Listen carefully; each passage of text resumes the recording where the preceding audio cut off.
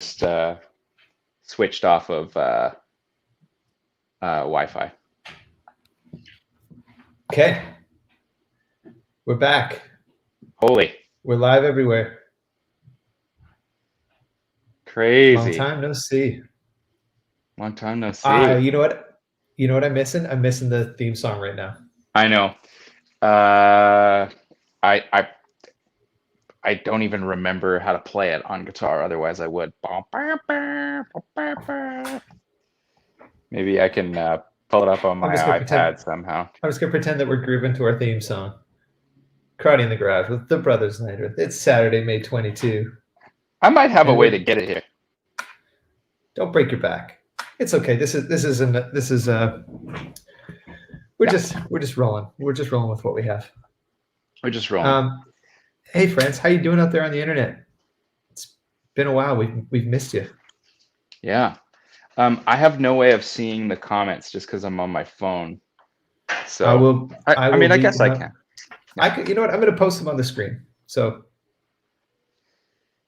Sean is going to scream like the chicken in Moana. That's your kids are older than ours, Sean. So I don't know what the chicken in Moana screams like, really. Ben is saying, "Welcome back, Dad Bros. Good to see you again. It's good to see you, Ben. We'll make sure to tell your kids to go to sleep." Yeah, they've been awake for weeks, those kids. Joao says, "Hey guys, it's cool that you're back. It's good to be back." Dan Drive says, "Greetings from Winnipeg," or "Greetings Winnipeg," and we say, "Greetings Germany." He's in Bremen. Keith Wilkinson says, "Sup, dads." Keith, I was thinking of you. I closed my closet door for this live stream. I was thinking about you always judging my closet game, so I closed it. Yeah. Nice to see some familiar names in the comments. Thanks for coming and hanging out with us. Joe, how you feeling, man? I'm feeling great. My camera is I miss the studio rig a little bit right now. We're fully locked down this weekend. Manitoba is one of the COVID hotspots in North America at the moment. Nice. Yeah, per capita, we've got some of the worst numbers. So things are slammed shut.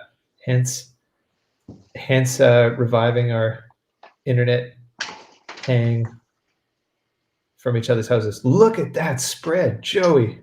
Yeah. Holy moly. I'm not messing around here. I'm gonna make some coffee. I'm gonna eat some soup. I made some chicken soup this week. As a dad does. Yep. As a dad does. What else did I made some ribs this week. Yeah, just doing like a dad do. Doing like the dads do. I'm into it. Yeah. Ben is asking, have you guys had the vaccine yet? Not yet. Go ahead, Joe. No, you go.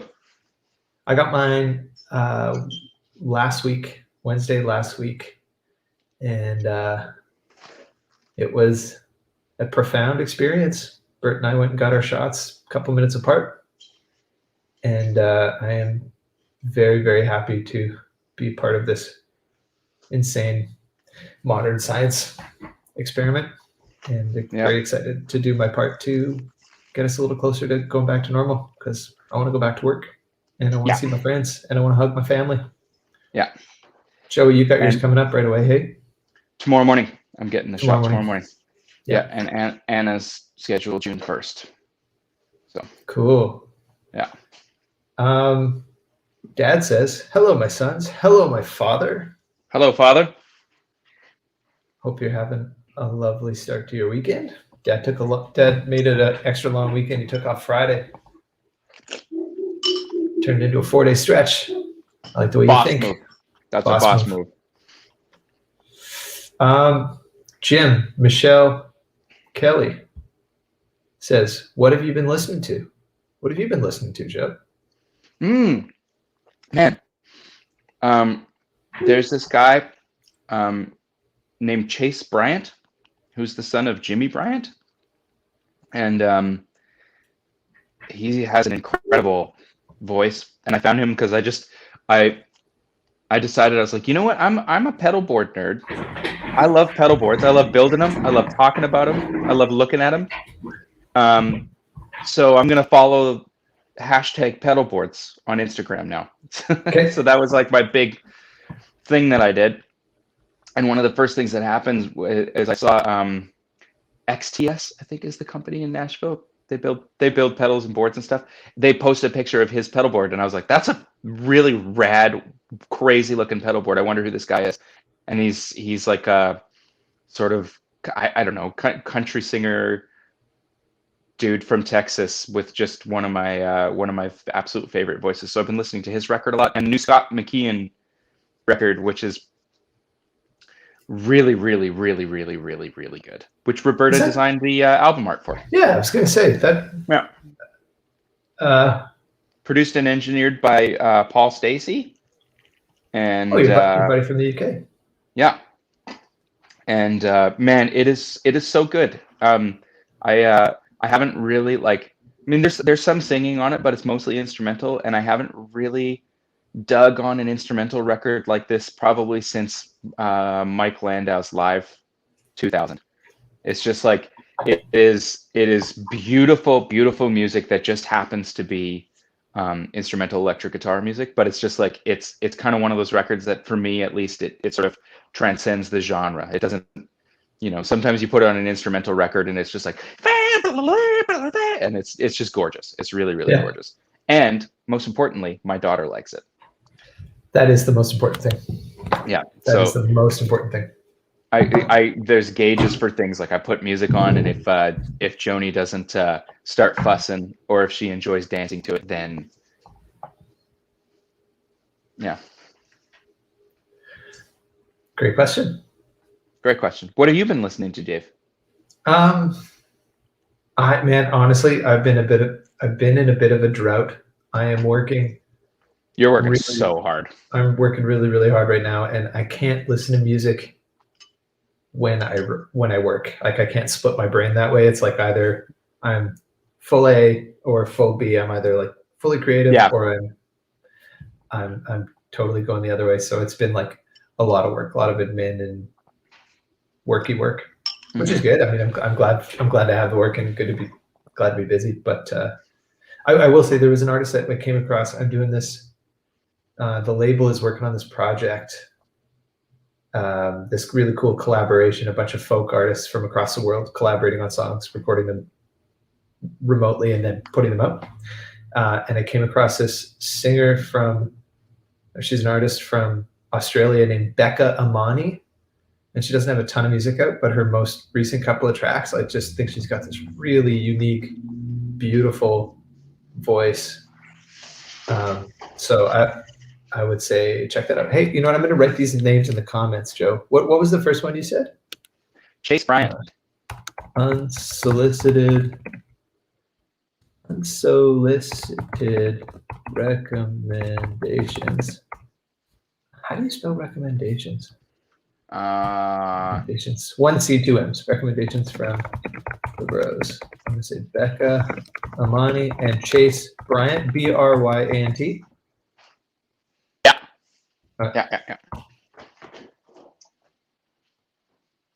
Oh yeah, look at that. It spits it out everywhere. Cool. Yeah. Here's a fun question. Ben is asking, when is the Bros Nursery Bedtime Acoustic album coming out? I mean, called it. We're totally scheming one. We're scheming one. Although it's not it's not going to be like a lullaby record. I think it's just going to be inspired by early parenthood. So the idea, I just sort of pitched Dave on this like a week or two ago, but like there's a handful of songs that I sing to my daughter when I'm trying to get her to go to sleep. And I thought it would just be really, really cool to make an instrumental record where we reimagine those things. And then the funnest part is there's a handful of just random little melodies that I've made up over the last 10 weeks And so I kind of want to take some of those and turn them into tunes. So we already, I mean, between these random tunes and a couple of covers, we already have enough for a record. We just need to get out of this lockdown and get into the studio and put into music. We have a lot of recording projects planned for the next little bit. And I mean, chief among them is finishing the record. Yeah. Want to do something sort of we want to go in and tackle something for the 10-year release, 10-year, what's the word I'm looking for? Anniversary of Let It Lie, because that's actually coming up pretty soon. I hate that. I hate that so much. I love that. 10 years, man. And so we got a lot of stuff schemed, a lot of fun stuff coming up. Yeah. My father-in-law is in the comments. Hey, Bob. Nice to see you too. Bob's profile Hampton in the house. Yeah. Bob's profile picture is holding Finn, which I'm always into. Finn snoozing right now? Yeah. I think Roberta. Yeah. I just heard Roberta leave his room, so he's down. Nice. Dave Zaglinski popped in and he says, "I don't like to hear music as a background thing. I love to really listen to music which requires attention and a loud kick-ass system." And I am exactly the same animal. I don't actually enjoy listening to music passively, and pretty much don't do it. Like when I listen to tunes, I want to put on the headphones and put my head down and close my eyes and just listen. Yeah. Or I don't want to do it at all. But sadly. I'm the same way. I do like to listen to music when I cook, but that's pretty unique. I don't really like to do anything else. I think there's something to be said about like Roberta when she's designing and she's creating stuff, she can listen to audiobooks and podcasts all day. Yeah, but Roberta is a space alien.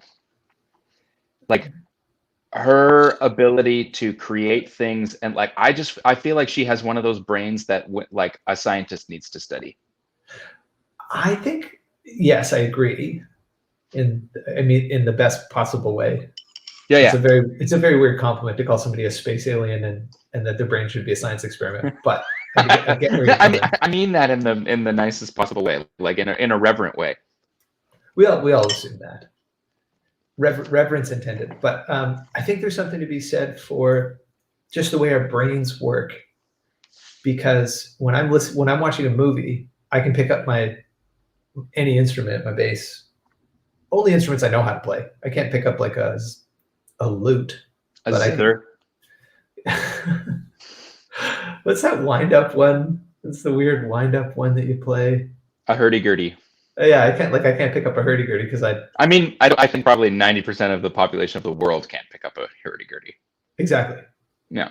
So I think it's all to say, I think it's the kind of work allows you to engage different parts of your brain. So like when I'm writing, and because a lot of my work is writing, I'm either like writing proposals or responding to emails, or I'm building out grant applications or whatever. And when I'm doing that, I can't engage with lyrics or melodies and that kind of thing. I could probably listen to like spa music, but I don't want to do that.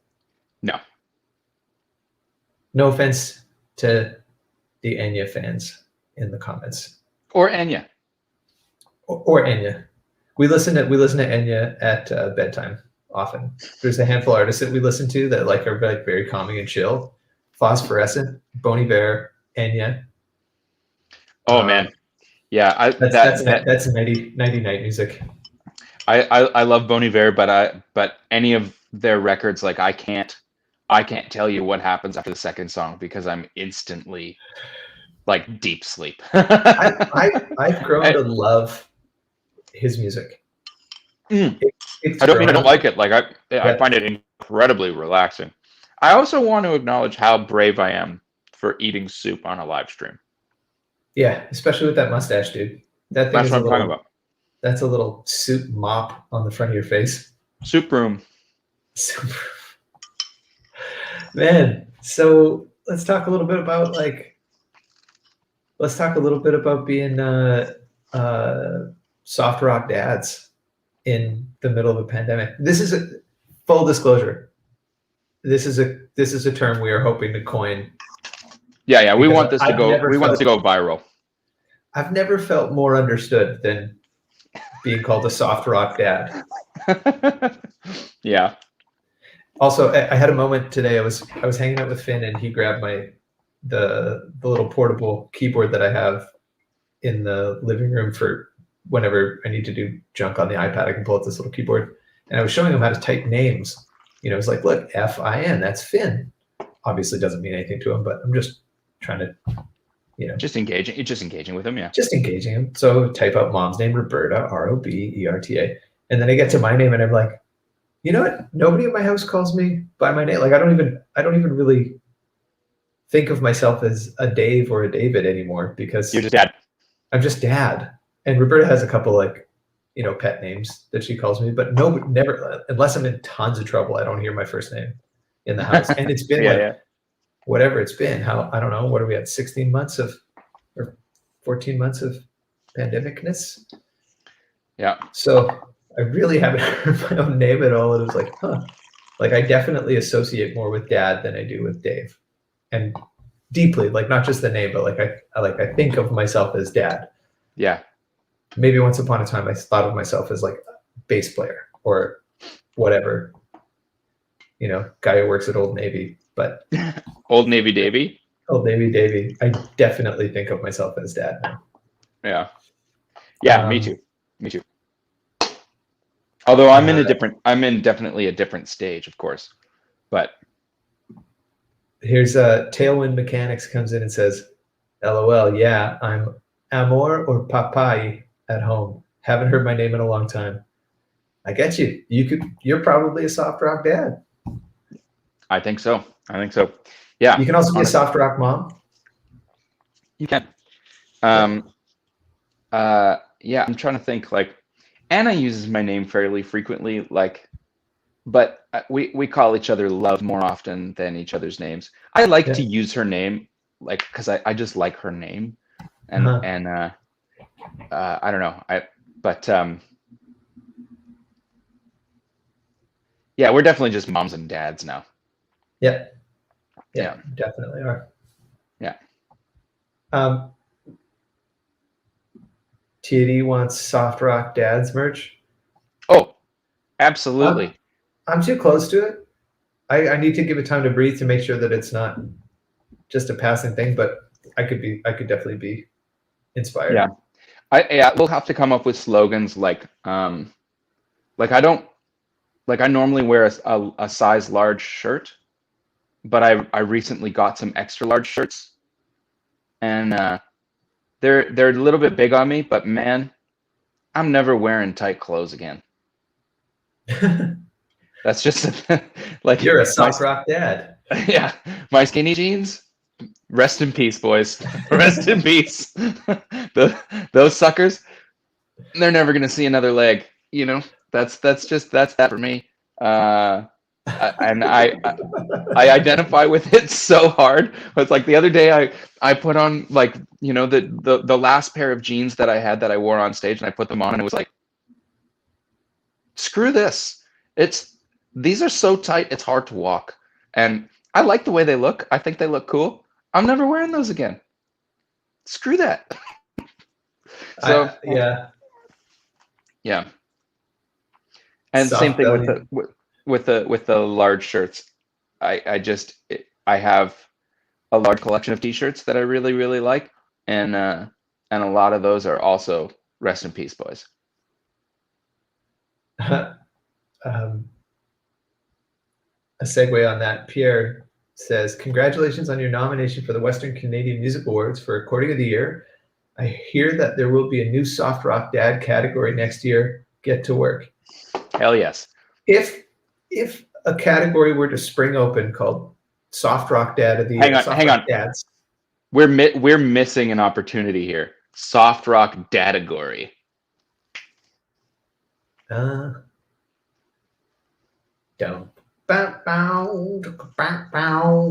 Yeah.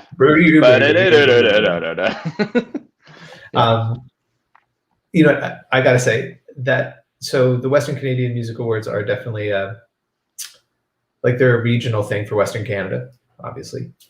But I'm so proud of the nominations that came out this year. Oh, Joey, did we lose you? What happened to you? No, I'm still here. Sorry. You're messing around. You can't switch apps.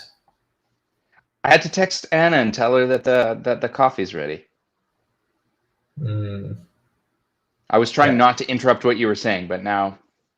Just so you know, if you switch apps, you disappear, and everyone's going to think that you were struck by lightning. I mean, what I wanted to say was, I'm so proud of our little music company, the little music company that could, because Birthday Cake artists and the company itself got nominated for a total of 14 nominations. Wow. So we cleaned house, and I'm so proud of the artists that we get to work with, and the people at Birthday Cake that we get to work with are the staff that really make it run and hum, and they work so hard over the last 18 months. And it's super cool. It's an interesting thing because obviously I don't think anybody makes music to win awards. That's just kind of the antithesis of what music is all about. But totally. Man, is it ever validating to have the acknowledgement from your peers to say, hey, we see the work that you're doing, and you're doing good work. I mean, the nomination to me is the coolest part. The winning and not winning of an award is kind of arbitrary. It doesn't really matter, but it's just like to get acknowledged by your peers like that is really affirming.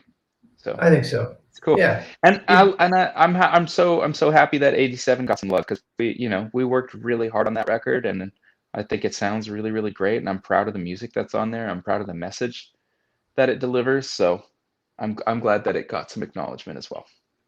Ditto. Yeah, I do love that album.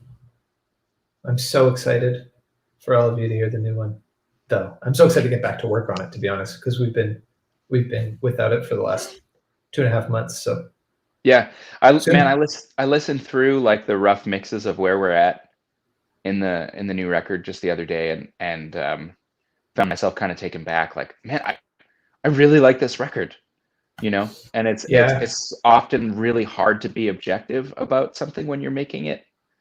And I was really pleasantly surprised to find myself like, oh, I want to hear that song again. So I don't know, maybe that's a terrible sign, but who knows? You know what? I was thinking about that album the other day, and with enough distance, one of the things that I'm really grateful for is that it really captured the sound of that band at that time too. 87. Yeah, like me and you, Ryan and Ariel. Yeah. I think we fought it a lot. We struggled. Like, that record was hard to make. It was a challenge to make in some respects. But when I go back and look at it, I'm like, what's awesome is that's what this band sounded like. Yeah. That lineup of guys making music together. That's what made that record. Yeah.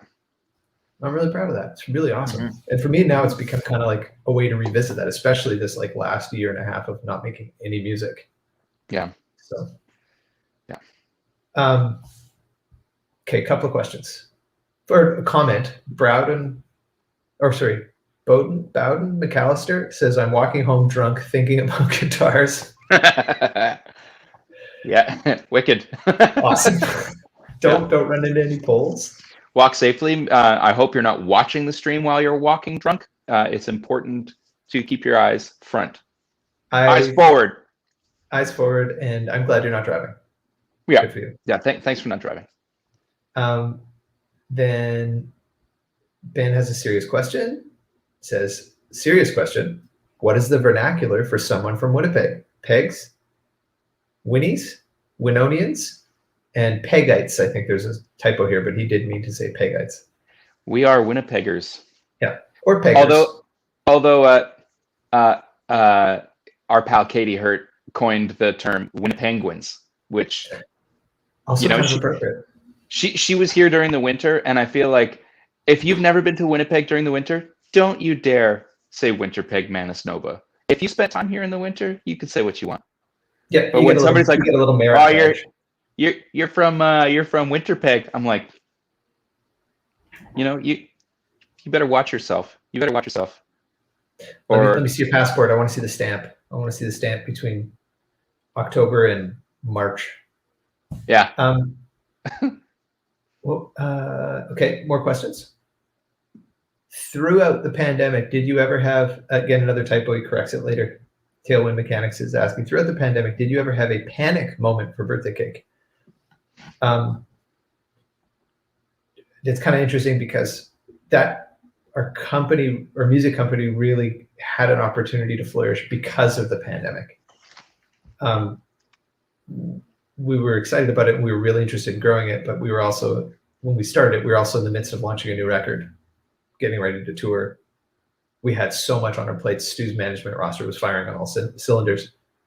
So the company, I think the trajectory would have looked a lot more gradual, but once the pandemic hit, we, in order to keep it from going under or just basically losing all the momentum, we instead turned around and just hit it super, super hard.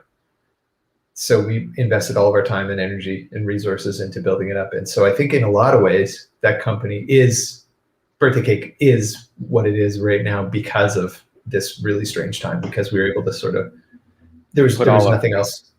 Put all the eggs in that basket. Yeah. Totally, and I think it's interesting because the pandemic has really shifted, I think, the way everybody looks at doing business, because, it takes so much time to build a business from scratch. And obviously Birthday Cake took a lot of time and effort, but I think there was definitely like what is it, logarithmic? Like it just sort of went in terms of like creative output, and wouldn't have been possible if it wasn't for this. It's really, really interesting. Crazy time. Totally. Yeah. Joey, it wouldn't be a hangout. Is it time? We're only 27 minutes in. No. I can't see that. It's time for to answer a question about the Lowell George record that you promised everyone. Yeah. Aaron Lewis asks, how's the Lowell George record looking? Looking great. It's going to come out this year. I think I promised that it was going to be out in July, but it's going to be out a little bit later, just because I want to make some videos. So and it's going to take some time. This project is just a labor of love, and when Stu and I sat down to talk about making a release plan and schedule, was like, I really just I want to get all the pieces together. I want to make a bunch of video. I want there to be live content to come along with the release, and I'm just too excited about it to pardon me, rush it along. So it will be out in 2021. That is a promise. Exact date, TBD. But the album artwork is done now, and yeah. I don't know how to pronounce your name. I'm sorry. Bowden or Bowden McAllister says, "Oh, I'm watching the stream while walking drunk. No chance that I'd miss this." Oh, right. Okay. Well, just keep one eye, I guess, on the road or on the sidewalk. Don't die. That's what we want. Don't die. Don't die while watching. Please don't. Yeah, don't die while watching the stream. It's not worth it. You can watch it later. Yeah. Tailwind Mechanics.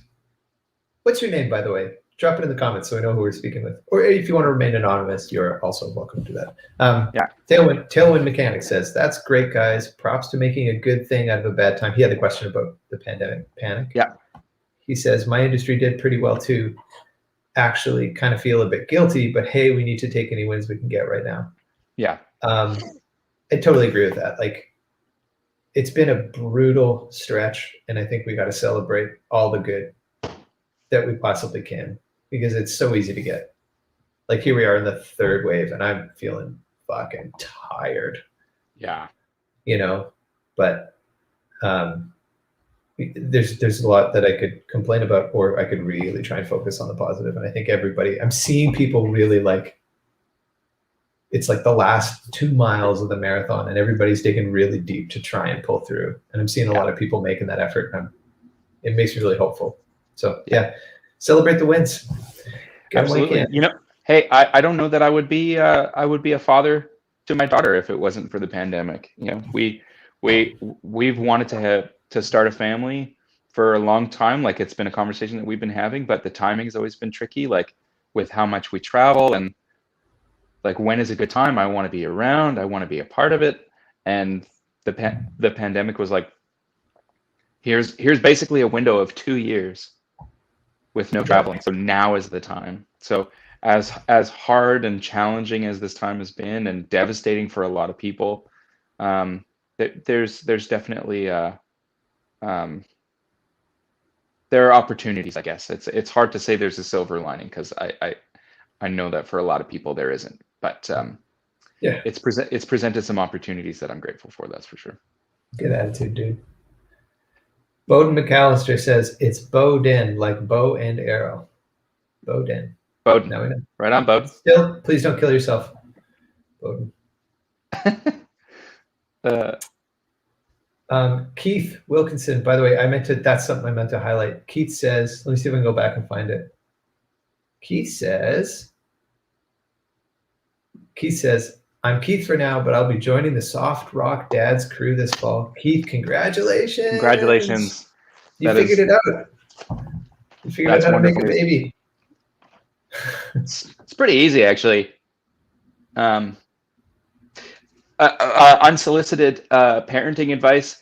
This made such a difference for Anna and I. Go buy the Taken Care of Babies, Will I Ever Sleep Again sleep course. It didn't solve all of our problems, but man, did it ever just give us something to point our attention to. Because when we have a newborn baby at home that wasn't sleeping, and you're like, I don't know, do I keep her awake? Do I wake her up after a certain time? What do I do? It was really, really helpful. And that's probably for me been the hardest thing about parenthood is just the lack of sleep is really, really, really tough.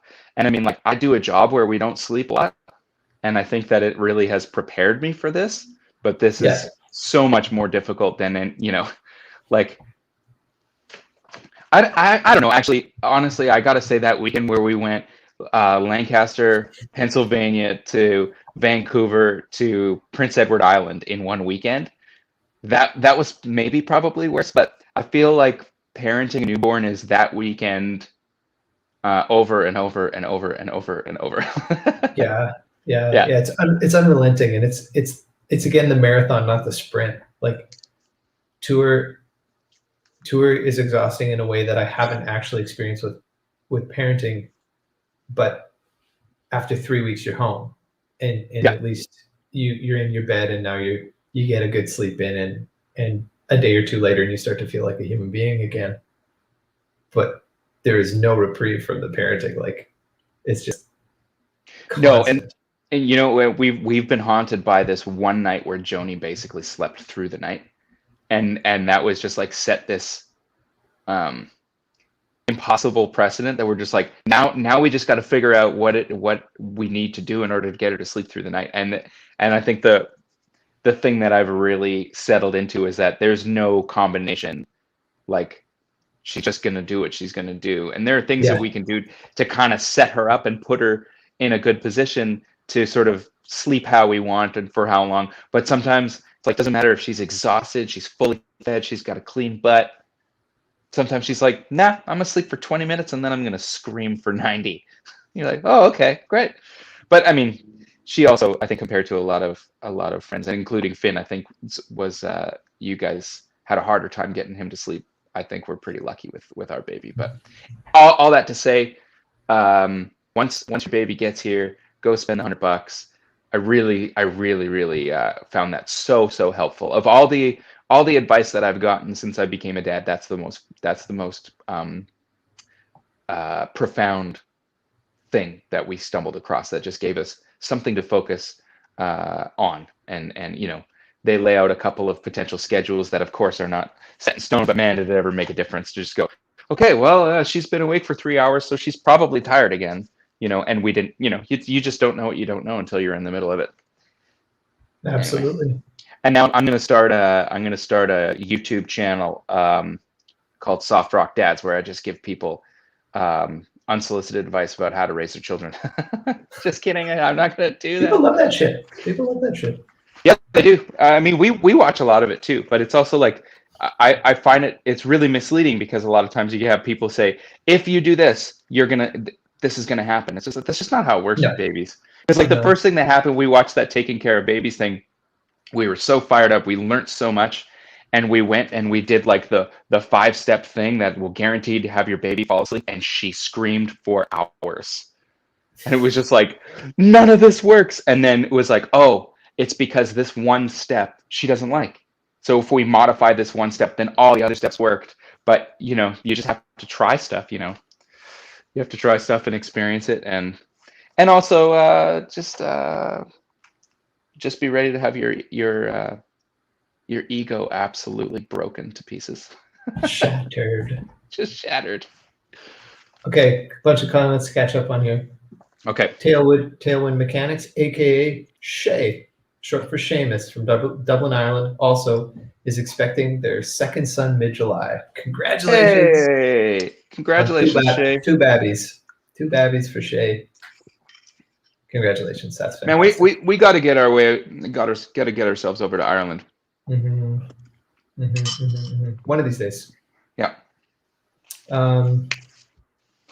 Keith says, Ben recommends to Keith. Ben Kirkham says, Keith Wilkinson. I also recommend the Wonder Weeks, and that book is dope.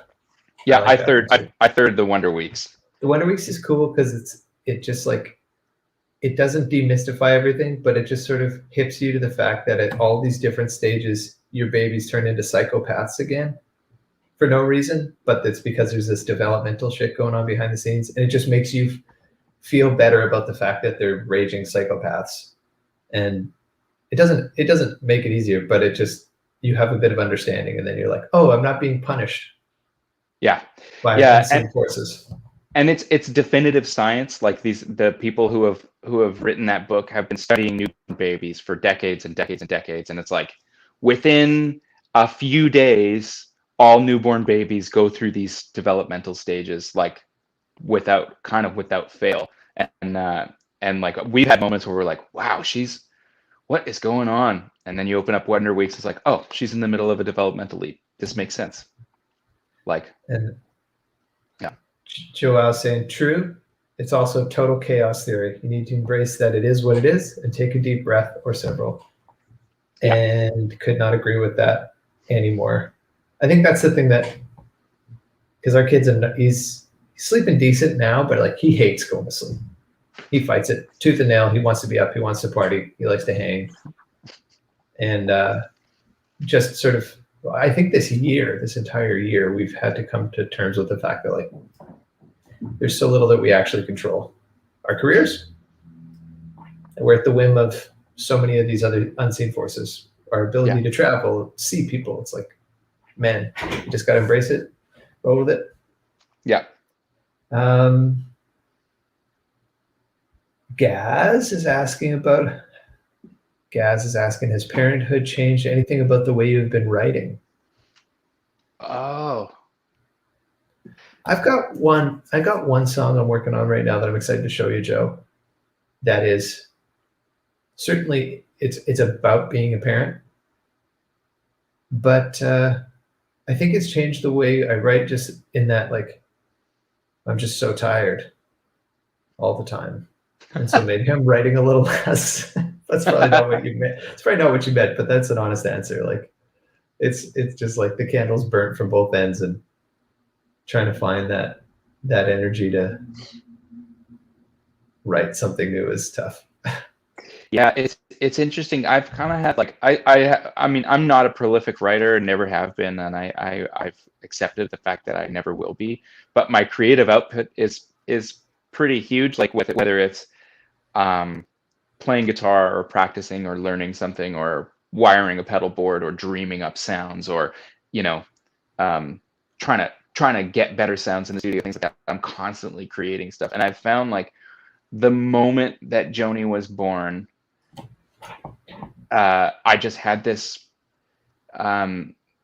this sort of bit of clarity of how important it is to just be creative, like as a role model, but as a person. And we've been talking about this, I think, on and off. Like it's been a small theme of these streams, but just like creativity is what makes us human.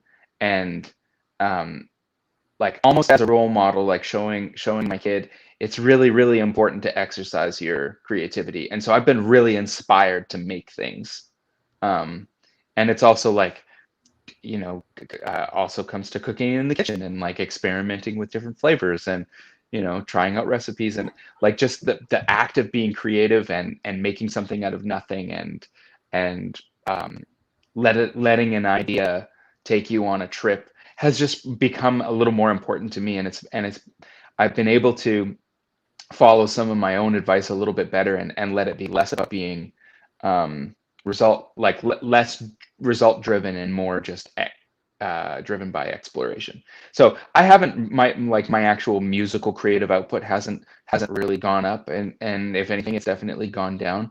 But in the moments that I make to play or write or cook or whatever, I'm definitely a little more adventurous.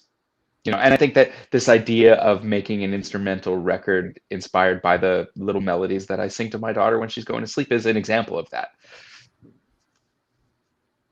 Just trying to make beautiful things. Just trying to make beautiful things. Yeah. And hopefully encourage her to find her own beautiful things to make.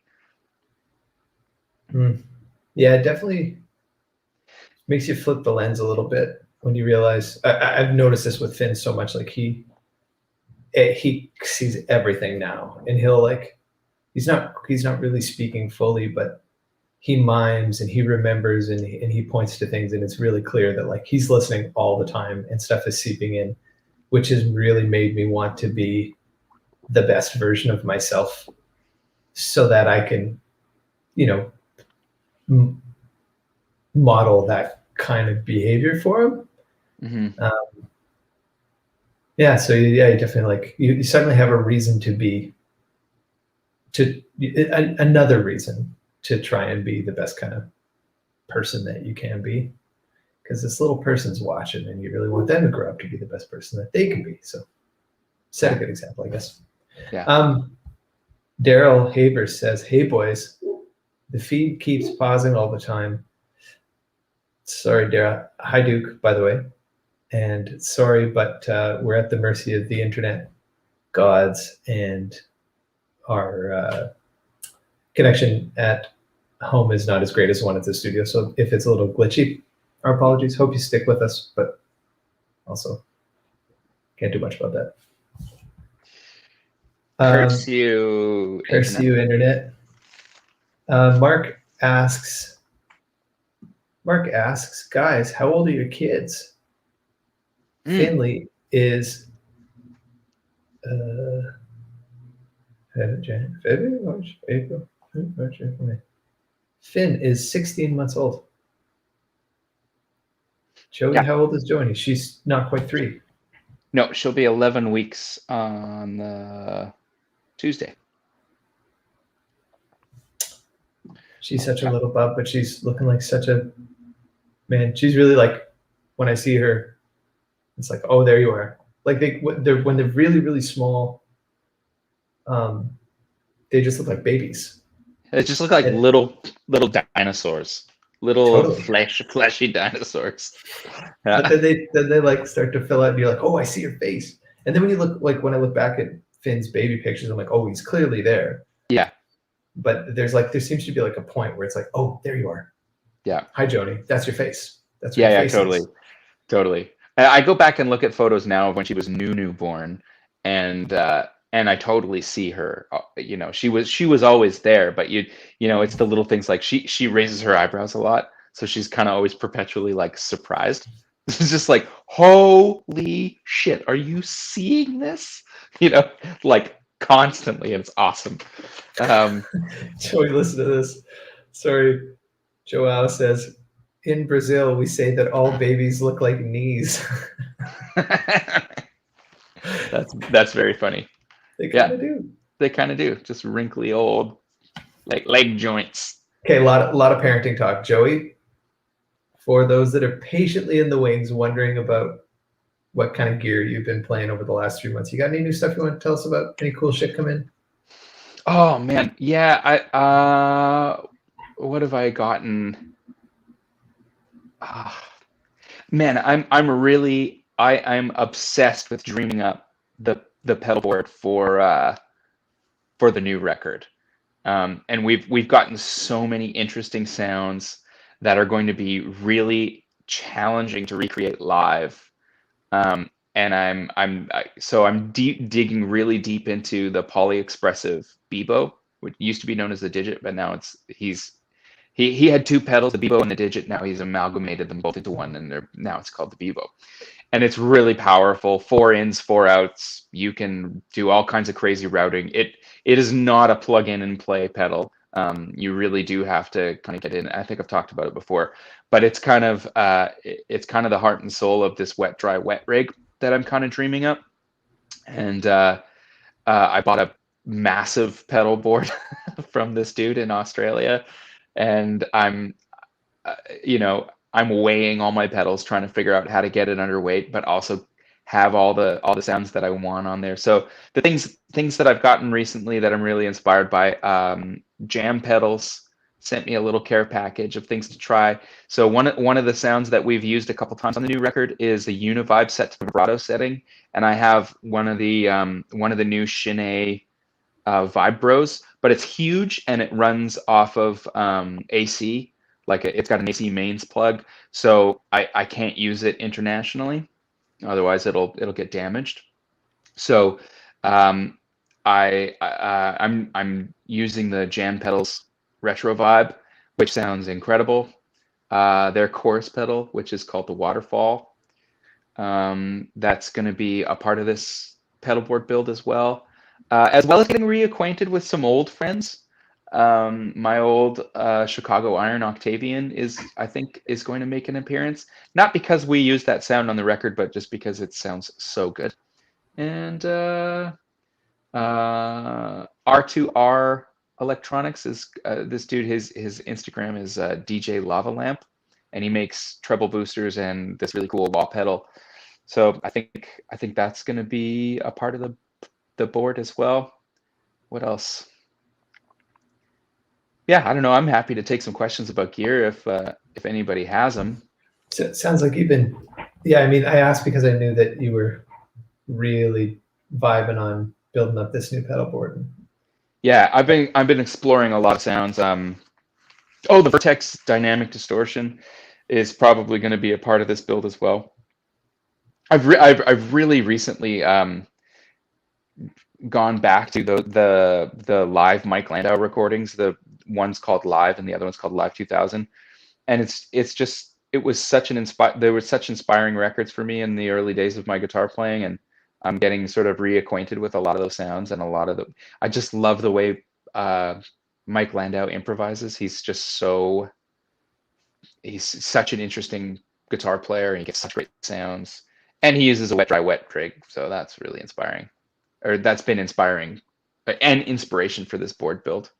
So yeah, I don't know, trying new things and getting reacquainted with old friends, I think is kind of the theme of my sort of guitar playing sort of in this season. And to be honest, like before Joni was born, I was kind of out of love with playing guitar. I wasn't really inspired by playing guitar. I was really enjoying playing keys a whole lot more, playing the organ, and I had finished all the background vocals for the Lowell George project, so I was in a really much more kind of arrangement headspace, and picking up the guitar just wasn't really firing me up. But since Joni's been born, and I've been sort of grounded at home, I've just sort of reconnected with the guitar and spending a lot of time playing acoustic, and built a little dad rig for home, which has been super inspiring.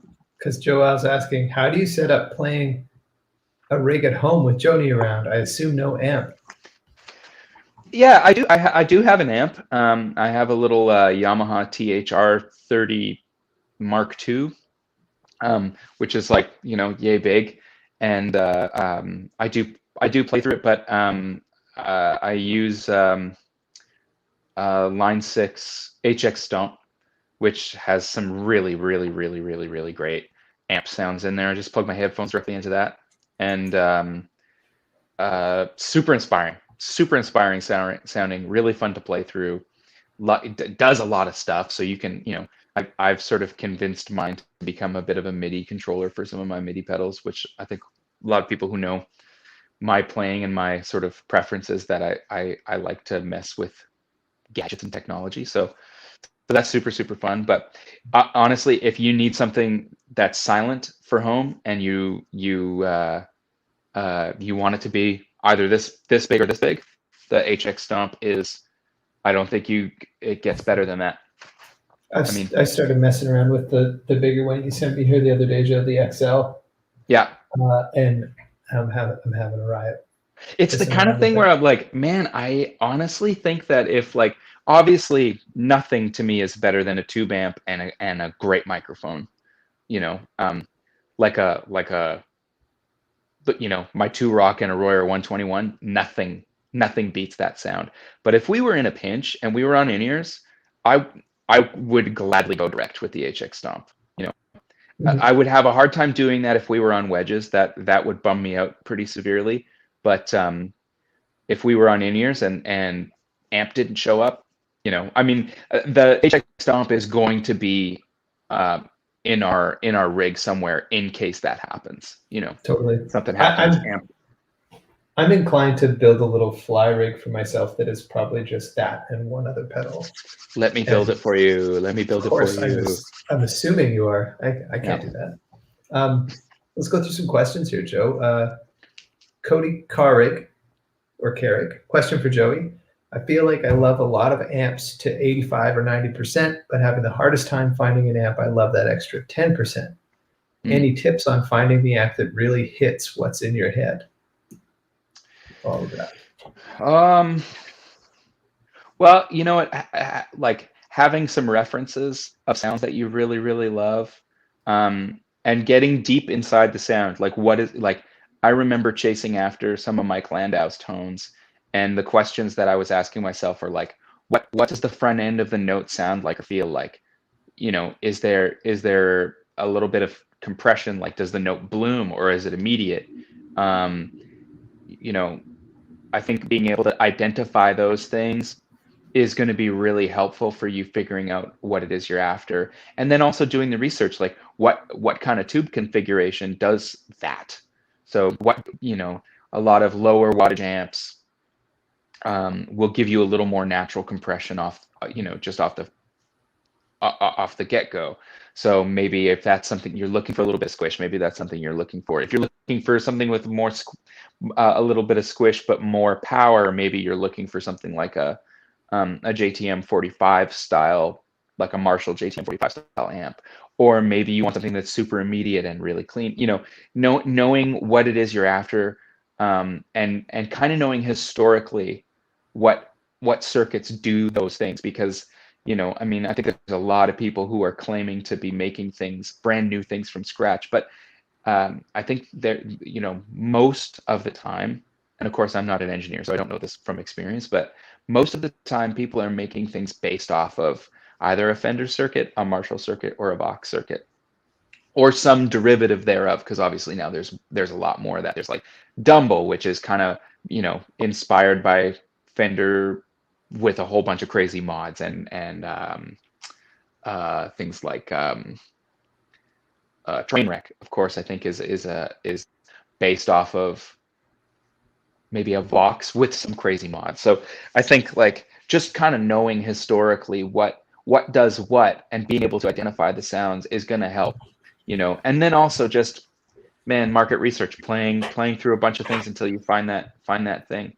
But for me, I think 99% of the battle is knowing how to get the sounds out of the guitar first, and then if you're plugging into a nice amplifier, you might have to pivot to this amp is a little mid-heavy, or it's a little mid-light, it's a little scooped, it's maybe a little bit trebly, knowing how to manipulate that. But if I can get a good sound out of my guitar, and then I'm plugging into, any half decent amp, you should be okay. And of course, it's like, I run into, like lots of people run into this with backline amps, where you plug into something that's like not that great. You have to be able to figure out how to get a usable sound. So I've always said I would take a cheaper guitar and a more expensive amp, and I think that's because I kind of know what to do with a guitar to get it to kind of do what I want, between the way that you touch it, the pickup selection, and the tone knob. That to me is a big part of the battle. And then as long as the amp is half decent, it's okay. That said, to this day, and I've said this a million times, I cannot get a good sound out of a Vox AC30. I know that to be true. I've heard some of the greatest guitar tones come out of Vox circuits or Vox style circuits, or Vox. I just can't do it. I plug into a Vox amp. My buddy Stuart Cameron gets some of the greatest sounds out of an AC30. I plug into the exact same amp, and it's just like noodles. I'll stand to it. When I see the Vox AC30 as backline on stage, I'm like, ooh. Oh, we're gonna have a weird cringy. night. It's gonna be tough. Yeah, and it's no love lost for Vox. It's just a circuit that I don't understand. Yeah. Hey, Joe. Yeah. It's Ben. I'm not sure what time it is over there, Ben, but it might actually be time for us to tell your kids to go to sleep, isn't it? Let us know in the comments. Nell and Mabley might be bedtime. Might be bedtime for Nell and Mabley. But it's been a while. Maybe they stay up later. It's been a while. Joey, tell us about the fancy schmancy Isle of Tone signature pedal. Yeah. Okay. It's not a signature pedal. It's a bit of a collaboration. The circuit is no different. They're doing a run of pedals with the inspired by Roberta's artwork, but they're just doing their same circuits. And I think, Joe Huber from Isle of Tone has been posting, I found great transistors. Like every single pedal he makes has great transistors in it. So it started off as him saying, hey, I think you would like this new pedal that we're making. Would you like me to set one aside for you? It's like, yeah, absolutely. I would love to buy one. And then he said, well, let's do something fun with the artwork. And I said, okay, great. What do you want to do? And he was like, I would love to use some of your sister-in-law's designs.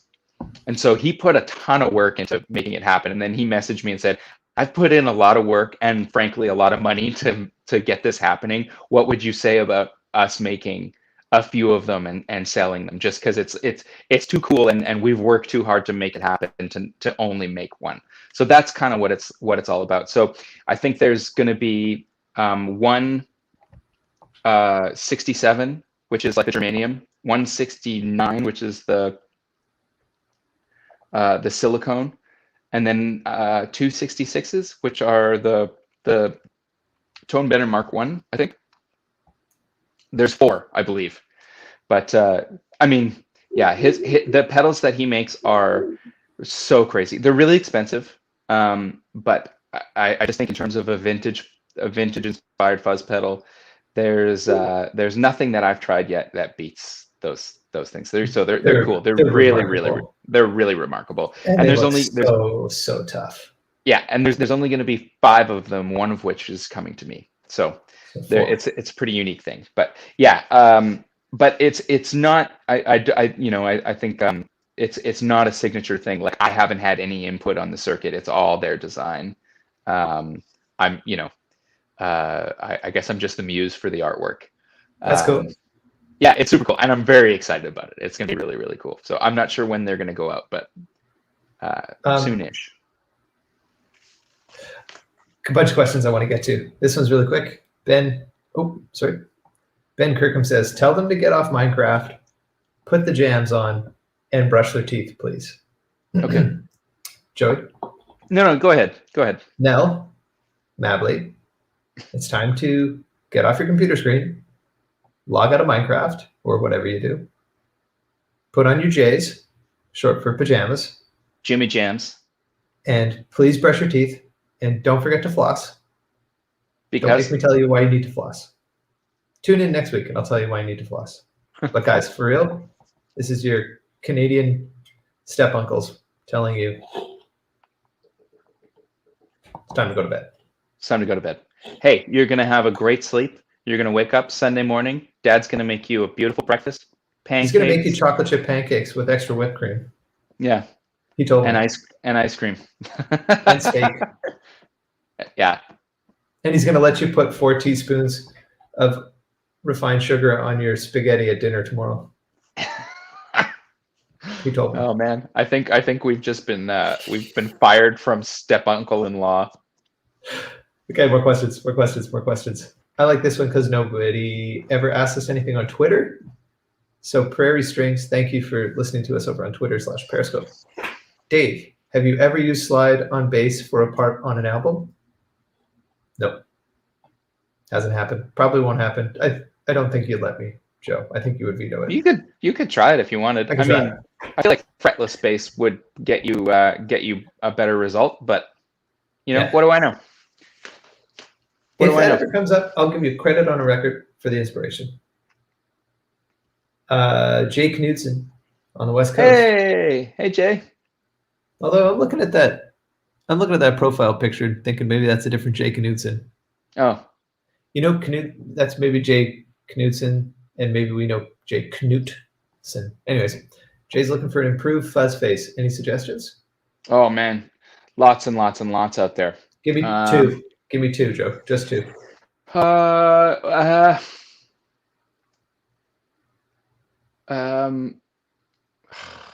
It's impossible. It's impossible. Benson has just made a germanium fuzz. It's not necessarily a fuzz face per se, but it is very fuzz face flavored that regulates its own temperature, which is really important because germanium transistors are really fussy to the temperature. If they get too hot, they poop out. So that's why Hendrix famously kept his fuzz face in the fridge before gigs. But Benson has come up with a way to regulate that. My pal Jesse Davey, King of Kingtone Pedals fame, makes a great fuzz face inspired fuzz called the Mini Fuzz. Zach Broyles, my dear buddy, makes a pedal called the Golden Fleece, which is not exactly a fuzz face, but it's very, very you could use it like a fuzz face on your pedalboard, and it's killer. Jackson Audio makes a great fuzz pedal just called Fuzz, which is modular. You can change the circuit boards out to have fuzz face or like our Ram's Head Big Muff. It's a really, really cool pedal, and it's got a clean octave blend built into it. So instead of boost, it's got the Cobb style Octavia fuzz thing. So that's a really cool pedal too. So there's a handful there. And then we've got some suggestions in the comment section, you said? Yeah, I'll whip them past really quick. Guys are saying Analog Man, Sunface. Oh yeah, if you can get one. And Chase Tone Red Velvet from Steve Hubbard. Yeah. Okay, a few more questions. Both great pedals. Connor Sean says, hate to be the clown asking drum-related questions here. You're not a clown. There are no bad questions. However, when I was listening to the Let It Lie album, I just realized how great the snare drum sound is. Any tips?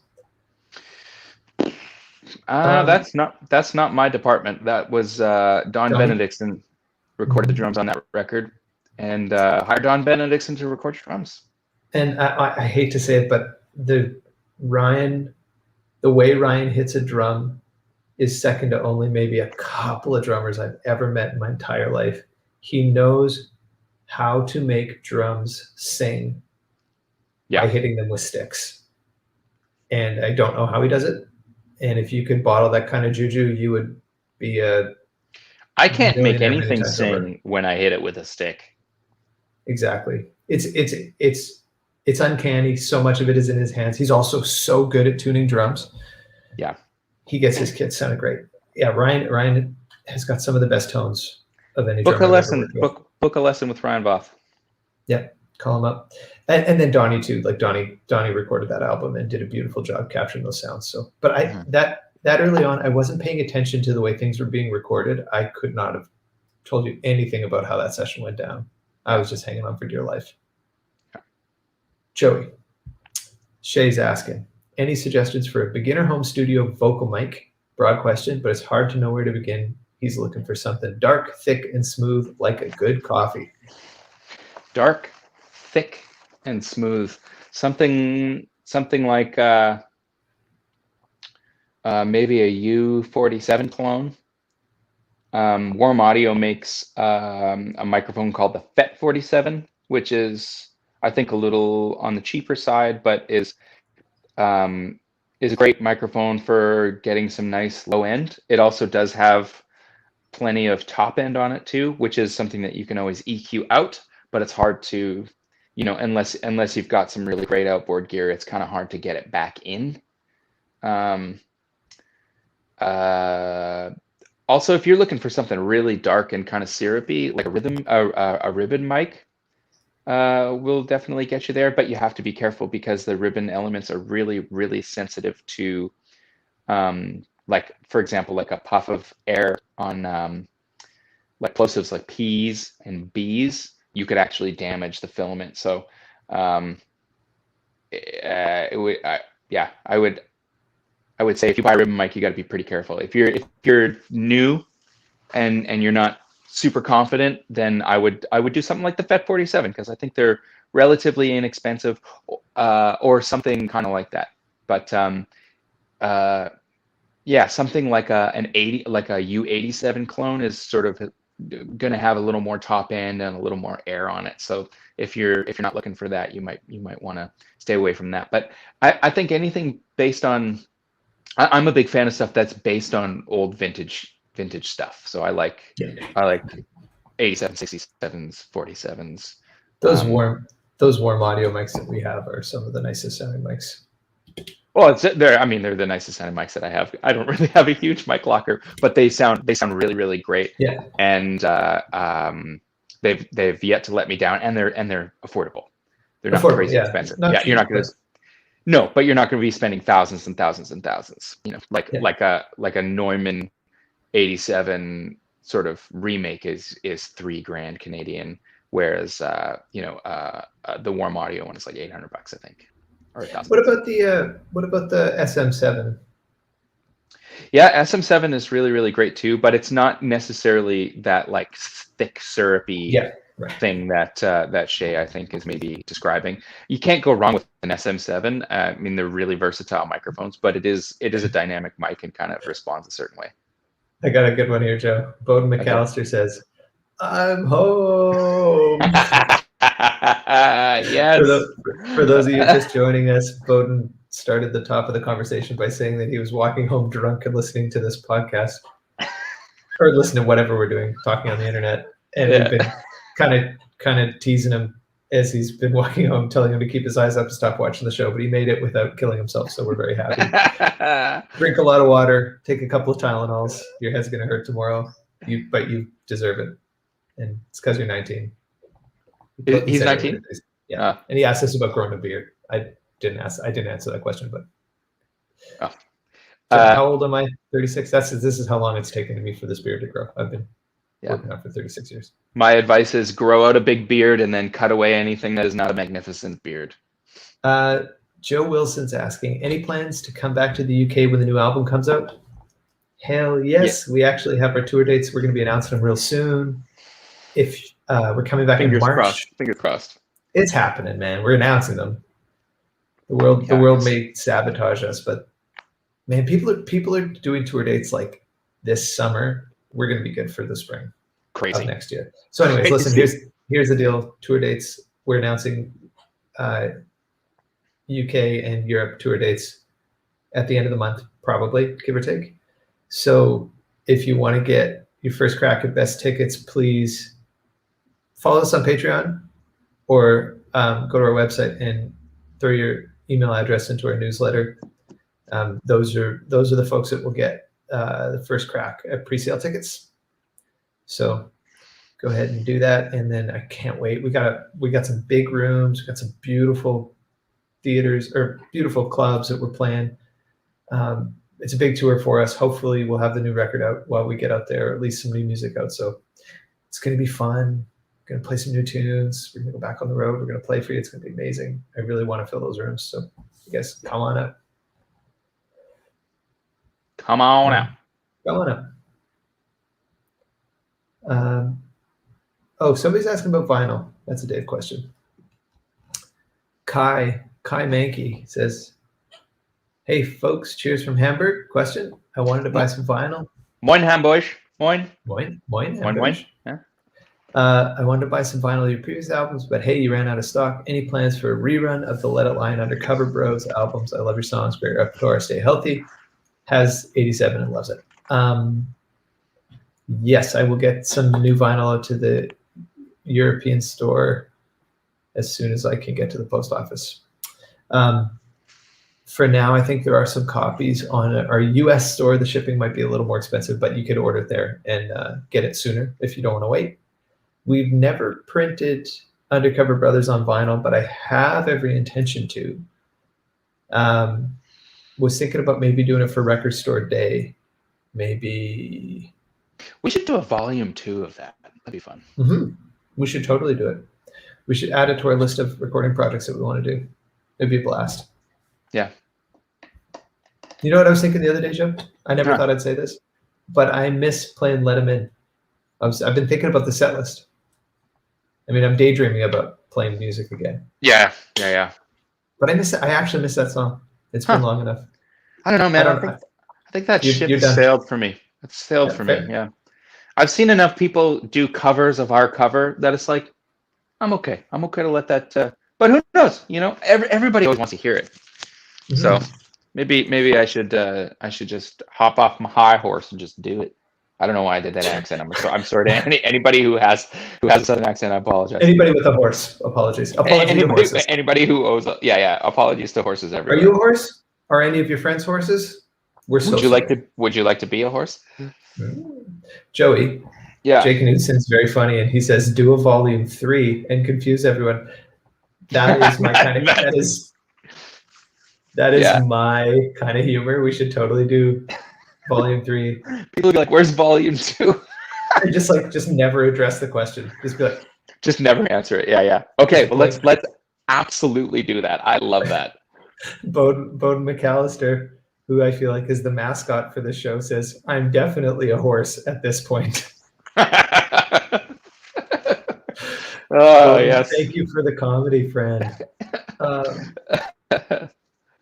Nay, buddy. Nay. So Peter Underhill, hey Peter, good to see you again, man. He says, choose another Paul McCartney tune to redo. We used to do Let Me Roll It. I thought that rocks so hard. I love playing that song. It's so badass, and nobody ever cared. I wonder if people would fart. I wonder if people would dig it more now, because when we were doing Let Me Roll It, it was at a different sort of time in our trajectory. You know, we were doing more support slots. We were doing more like random club dates in new markets. Like, I wonder if that would hit a little harder now that people are kind of following along with us a little more. I love that song. It's also so fun to play. If we played that, we probably played that song 20 or 30 times live before we cut it. And I bet you out of the 20 or 30 times we played it live, we probably only played it loud 3 times. And the other 27 times would have been in coffee shops and tiny little bars where we were trying to behave and not tear people's heads off. Because you got to lean into it. Yeah, the Madison Cunningham cover of "Arrow Right Through Me." Oh man, it's so good. It made me want to cover that song so bad, but it was just like, there is no other cover of that song. Isn't that Scary Pockets? John Lennon? No, that's McCartney. It's Wings. Yeah. Oh baby, yeah, of course it is.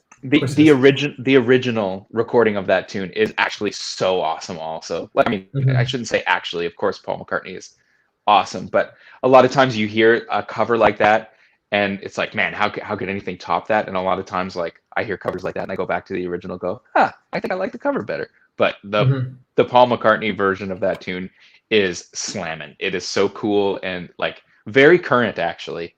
It's like it's the way it's recorded and stuff is like very reminiscent of how people are making stuff now. So anyway, Yeah. I got all excited about that. But yeah, we should come up with a new Paul McCartney cover. I feel like the record that Arrow Right Through Me tune is off of, there's another one or two tunes off of there that could be We could mine super something. weird and obscure. Yeah. The other one that I've always loved, and we did it back when we did that the Paul McCartney tribute gig, is Jet. Oh yeah, that's I Peter. can almost imagine the funny faces. Yeah. Peter Underhill said Jet too. We should bash that out. You know, it's really fun. We have an opportunity. We have an opportunity to actually like work on some of this music in a way that we never have, because we have all this time. So it'll be fun to actually jam some stuff out. You're a wreck over there. Man, there was a question up here that I wanted to answer. Oh, maybe we'll do a couple more, Joe, and then we'll call it. I was kind of hoping Joni would wake up so I could introduce her to the internet, but she's being a lazy baby, so lazy ass baby won't wake up, sleeping into the afternoon. Steve Hubbard Guitar says, have either of you struggled with tendonitis or any other injuries that impact your ability to play and perform? Yes. Joey, tell me about it. Yeah, I long story short, I had a lot of trouble with what I thought was my wrist. Turned out to be my neck and shoulder were just super, super tight. I went to see an athletic therapist who put me through agonizing deep tissue massage, but was able to get me right kind of within 6 weeks of starting to see him. The main takeaway, I'm not a healthcare professional, so this is just me sharing my experience, but the thing that really helped was to actually go to the gym. And I'm not talking about, pumping iron, but just going and exercising and building up bigger muscle groups, because when you do nothing but this same motion over and over and over and over, it strengthens a lot of fine motor muscles and neglects a lot of big muscles. Of course, I'm not a professional, so I'm sure somebody out there might be able to explain that or speak to that with more accuracy. But that's kind of in a nutshell. I started to go to the gym and start trying to open up my chest a little bit and strengthen my shoulders and strengthen my neck and just some upper body. And it made a really, really big difference. Funny enough, now I haven't been to the gym in over a year. My fitness is non-existent with being a new dad, and my wrists are starting to bother me again. So I think it's time for me to kind of go get some deep tissue massage and hopefully get back to the gym or find a way to do some more exercising at the house, because I'm starting to feel those things suffer again. Get a sweat on. Get your sweat on. Ben says, you guys should take a stab at Nina Simone's I Get Along Without You very well. That's a great track. I love Nina Simone. Let's take one more question. I got to pop off. No, one more question. Somebody somebody give us a new question in the comments. Give us something spicy. Yeah. Lob a spicy meatball over here. And then we'll pretend we didn't see it. And answer an easy one. Because I just can't be challenged right now. Shay was also asking, are you guys going to resume a weekly thing? He's missed us and he's glad to see us back. I think the intent is to try and get back. I think we're definitely going to try. It's so hard with a new baby to have any kind of regular schedule, but we're gonna try. How about we just end it? On? Okay. Couple. Well. Oh man. Oh man. What?